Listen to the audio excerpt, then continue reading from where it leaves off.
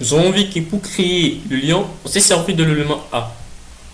Cet élément, bien le lien devient fonctionnel si seulement si cet élément contient l'attribut href. Href va prendre en charge l'adresse spécifiant la destination du lien. Lorsque l'utilisateur va cliquer au niveau du texte représentatif de ces liens, il se référera au niveau de cette adresse. Alors, on a dit qu'il n'existe pas seulement l'attribut href, mais il y en a encore d'autres. Ces attributs sont des attributs qui ne sont pas obligatoires par rapport à href, parce que un lien sans fref ne serait pas fonctionnel. Alors, parmi ces attributs, premièrement, nous avons l'attribut tutel. L'attribut tutel va prendre en charge un texte qui va expliquer ce qu'il en est juste question au niveau du texte. C'est ce texte qui décrit exactement ce qui a d'importance au niveau du texte. C'est ce qu'on appelle bub l'info. Admettons lien envoyant vers Google.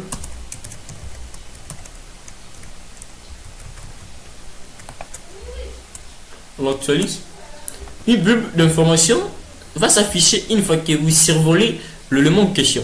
Et cette bulle peut placer comme description notre lien représenté par le texte ici. Alors lorsque nous allons survoler ces liens, normalement on va afficher ces textes donner comme valeur à notre attribut tel qu'il ne prend que les caractères comme valeur. Et vous voyez, ça écrit lien renvoyant vers Google.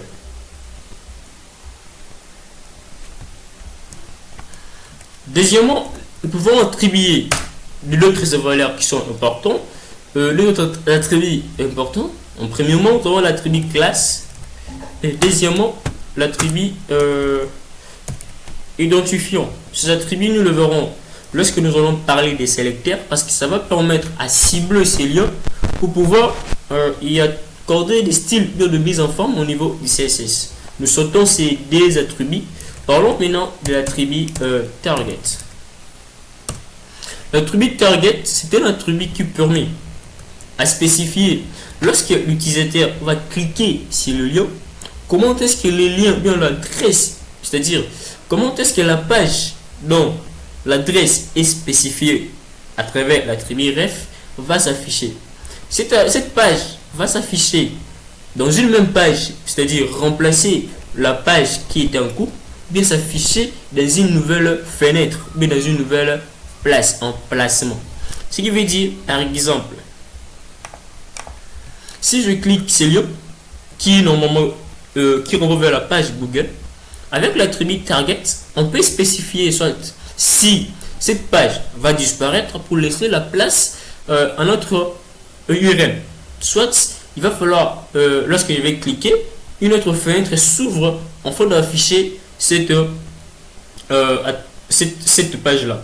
Alors l'élément l'attribut ref va prendre aussi des valeurs. Ces valeurs commencent toujours par un tiré bas. Alors on commence, la première valeur il s'agit de black. Black va spécifier, c'est-à-dire on va renvoyer le lien à s'ouvrir dans une nouvelle fenêtre. Je clique.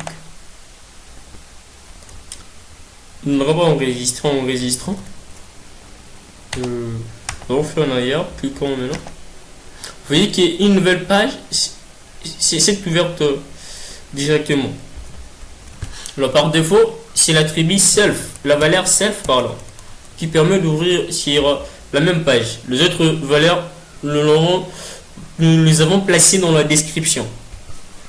À présent, nous allons voir exactement comment maintenant créer un lien interne ou lien externe avec notre élément A. Ce qui sera question de notre prochaine vidéo. Alors abonnez-vous, cliquez la cloche de notification pour ne rien rater de ce qui viendra par après. On se retrouve très prochainement.